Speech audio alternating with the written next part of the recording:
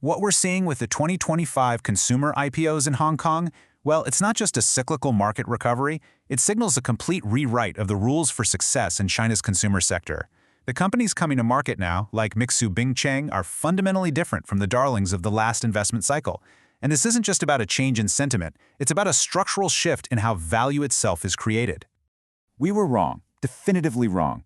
Now that's a powerful admission from a veteran investor, and it really gets to the heart of a massive, collective misjudgment that defined the consumer investment boom between 2018 and 2021. So to really grasp the new playbook, we first have to dissect why the old one failed so spectacularly. So, here's the core thesis in a nutshell. The market narrative has pivoted from growth to a demand for certainty. The playbook has completely flipped. Growth at all costs? That's out. Sustainable, profitable growth is in. The idea that traffic is the moat has been replaced by a new reality. The supply chain is the moat. And that one-size-fits-all tech playbook, it's been discarded in favor of strategies that are deeply rooted in specific industry knowledge. All right, let's deconstruct the past to understand the present. The dominant model from roughly 2018 to 2021 was this traffic-first approach, an idea largely imported from the technology, media, and telecom, or TMT sector. We're now going to analyze precisely why that model proved to be so unsustainable when applied to consumer goods. So, what was this TMT playbook? Well, on the surface, it looked like a magic formula. You take new products, you add a flood of online traffic, and you get explosive growth. Profitability was often seen as a secondary concern, something to be addressed down the line. The primary goal was speed and scale. The assumption was that you could simply copy-paste this model onto consumer brands, but that assumption was deeply flawed. The beauty sector provides an excellent case study here. Its structure was defined by what we can call the three opens. First, you had open R&D. Most new brands were sourcing their products from the very same large contract manufacturers, which meant there was very little product differentiation. Second, open channels. All the brands were competing in the exact same traffic pools, fighting for the same top live streamers. And third, open brands.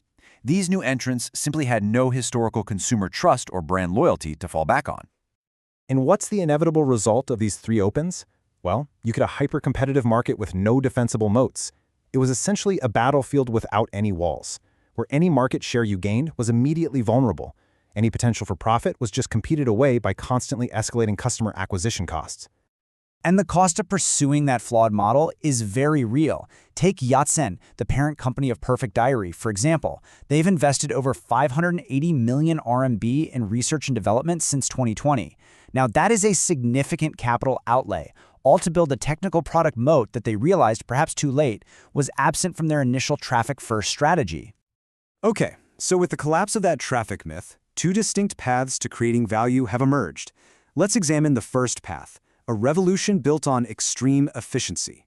This is a model where the supply chain transforms from being a simple cost center into the core competitive advantage, even the brand itself.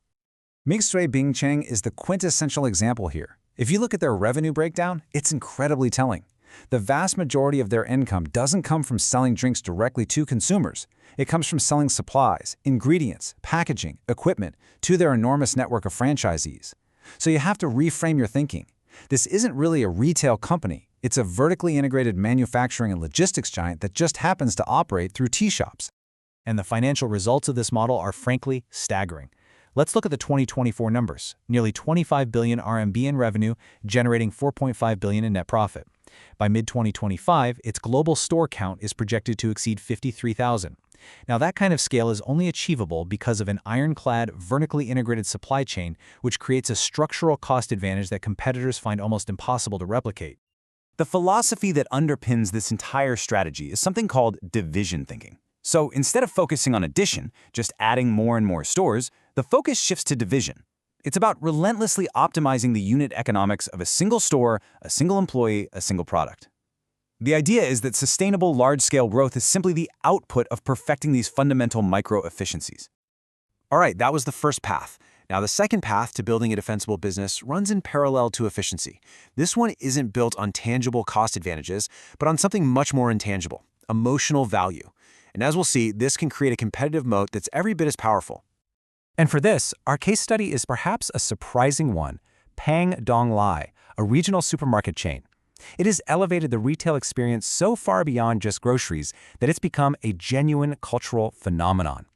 Customers have even dubbed it a 6A-level tourist destination, a place that people will actually travel across the country just to experience. So how did they build this status? It comes down to an almost obsessive attention to detail. The service standards are remarkable. We're talking about 7 different types of shopping carts for different needs, magnifying glasses available on the shelves for reading labels, free pet daycare, and even restrooms equipped to the standard of a luxury hotel. Perhaps most telling, there's a policy where if a customer feels they received poor service, they might actually receive a cash reward. And this customer comment really captures the essence of Pangdong Lai's competitive moat. The core insight here is that the company isn't just selling groceries, it's selling a feeling of profound dignity and respect. In today's service economy, that is a rare and highly valued commodity, and it's what creates a level of customer loyalty that simple price promotions could never achieve.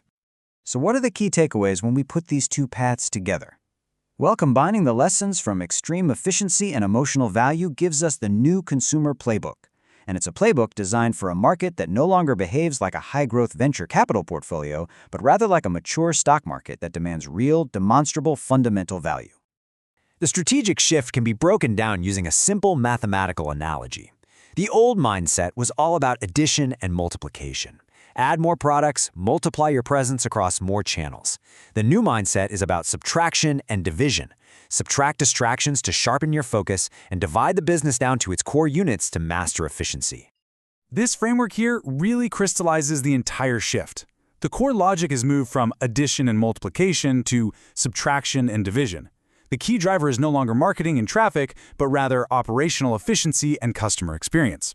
The primary moat isn't built on brand buzz anymore, it's built on a hard-to-replicate supply chain or deep emotional value. And this requires a different kind of leader, not just a marketing guru, but a true industry expert and a disciplined operator. Fundamentally, what we're witnessing is a market that has matured.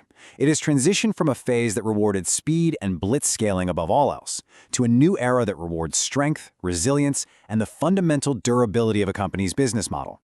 The conclusion, then, is quite clear. In today's Chinese consumer market, there appear to be 2 primary paths to victory. You can either become the most efficient operator, or you can become the most loved brand. One is a fortress of cost, the other a fortress of loyalty. The strategic question for every company is, which path will they choose?